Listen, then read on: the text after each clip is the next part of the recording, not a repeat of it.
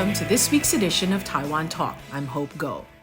Few Western journalists have covered China the way Mike Chinoy has. Chinoy first visited China in 1973, spent 8 years there as CNN's first Beijing bureau chief, which included the Tiananmen Square crackdown, and has continued to follow events in China to this day. After he stepped down from the news business, Chinoy joined the University of Southern California, where he is a non-resident fellow at the school's U.S.-China Institute. Chinoy is now based in Taipei and joins us this week to talk about his book, Assignment China, about not just his experiences, but those of other Western journalists, and what the journalists of today might learn about studying China from a distance. And the reason why that's important is that the way in which the American media has reported on China has shaped the way both the American public and the American government, the American political class has understood or misunderstood China. In addition, given the international clout of U.S. news organizations like the New York Times or CNN or the wire services, the American media portrayal of China has had a kind of disproportionate impact all over the world in shaping the way people look at China. So we thought there would be value in allowing the people who have told the China story to tell their own stories, because one of the things I think that has become evident to me over many years, having been a foreign correspondent, is that most consumers of news don't have the slightest idea where the news that they're watching or reading or listening to comes from. And yet the process by which journalists go out into the field and witness events and put the information together and transmit it and so forth has a decisive impact on the final product. How many times did you hit the story where a correspondent reported on one thing and the story didn't exactly fit the narrative that the American government or the publisher wanted to convey, and so that got massaged, as it were? I think there are definitely cases where people got it wrong in the moment, not because of an agenda, but because one of the challenges of being a journalist is that you have to put together your 800 words or your 2.5 minutes, and you've got to do it by your deadline, which could be 5 o'clock in the afternoon or 9 o'clock at night, or after the advent of CNN and the internet, it became 24-hour, always on deadline. And so you go with what you understood at the time, and it's always incomplete. And when you have complicated stories, and when you're dealing with a society like a system like China, you can't just call up the Communist Party and say, oh, by the way, could you just quickly give me some background on X, Y, or Z to put in my story? It doesn't work that way.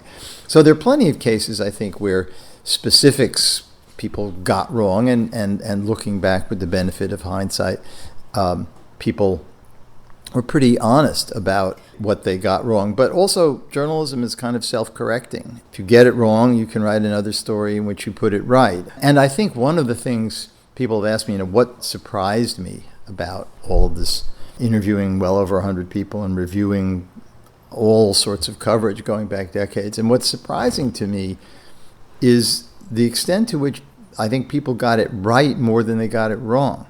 Yes, there were plenty of embarrassing mistakes. We all made them. It's not difficult to do so under the circumstances.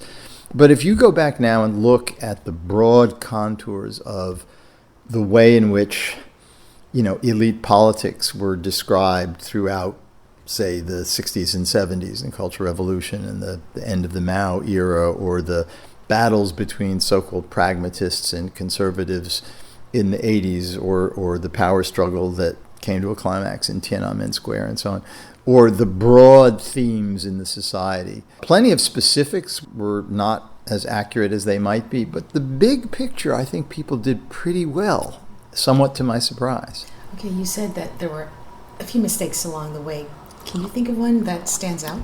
I remember when I was just starting out at CBS News in Hong Kong, and Mao's widow, Jiang Qing, and the so-called Gang of Four were purged, and UPI had the bureau in the next room to where the CBS bureau was in Hong Kong, and Xinhua put out a story saying that we have liquidated a bane in our party. And the UPI reporters saw the word liquidated and immediately put out a bulletin. China announces Jiang Qing has been executed. That's one example.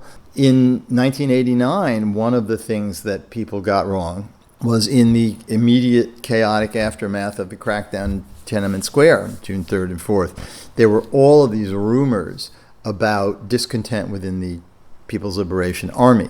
The discontent was real. I don't think there's any doubt that there were some elements in the PLA that objected, but that got turned by some journalists into intimations of looming civil war.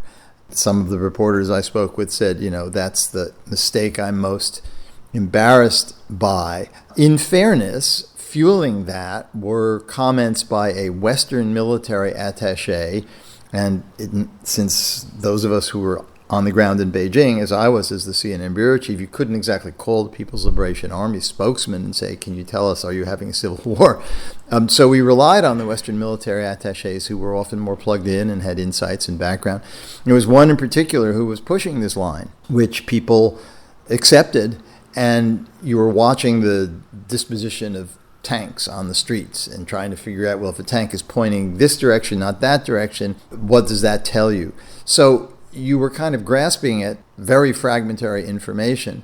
It doesn't justify getting it wrong, but it explains the circumstances where you have to file your story every day, or in the case of CNN, literally every hour.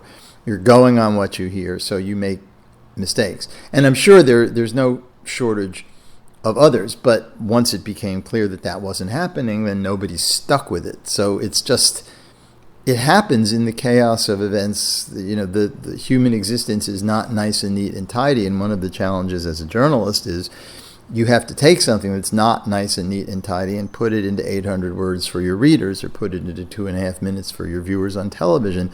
And that requires you to put a framework in a situation where either the framework doesn't exist, or you don't have the accurate understanding of the framework because no one's going out of their way to tell you that stuff is just happening and you're just the observer trying to make sense of it. What kind of learnings do you feel might be in the book for people who are more interested in the new way of journalism? Well, I think part of the value of the book for people who are doing journalism today is to know what came before, because I think, especially when it comes to China, there's a long history of people who have tried to report on the country, and I think if there's one kind of theme that goes throughout the whole book, it is this kind of permanent struggle of the American, and the book's about journalists for the American media, but it's true more broadly of foreign correspondents in general, the permanent struggle of correspondents to kind of penetrate the veil of secrecy and get a deeper understanding of the reality of China and the Chinese Communist Party's determination to control the narrative more or less at all costs. And that's a battle that has played out in many, many forms over many, many decades, but it's never gone away. It's always been the dynamic that has shaped the coverage. And so people either based in the People's Republic today, or sitting here in Taipei or in Seoul or in Washington trying to make sense of it, I think will benefit from learning something about how other people have tried to address the challenges, because the technology has changed, the internet and has dramatically changed a lot of things. The business model of many news organizations has been shaken up. When I started at CNN, I did television stories. At CNN today, you're doing TV, you're servicing the website, you're doing social media. There's a whole host of things that exist now that didn't exist before. But the fundamental challenge in relation to China hasn't changed, and that is, how do you make sense of this place? How do you get beyond the propaganda of the Communist Party and get a halfway decent understanding of what reality is like in China? And then how do you explain that in ways that an audience that is not necessarily expert in China or deeply interested in China, but given the importance of China, is going to be affected by China, whether they want to be or not? How do you explain that to them? So I think there's lots of value in learning how folks did it before, and for people in the field to get a sense of what their predecessors what their experiences were, what kind of strategies and tactics they had to use to get information, or what they can learn from that today. You were listening to Mike Chinoy, non-resident senior fellow at the University of Southern California's U.S.-China Institute. And that does it for this week's edition of Taiwan Talk. Thank you for tuning in.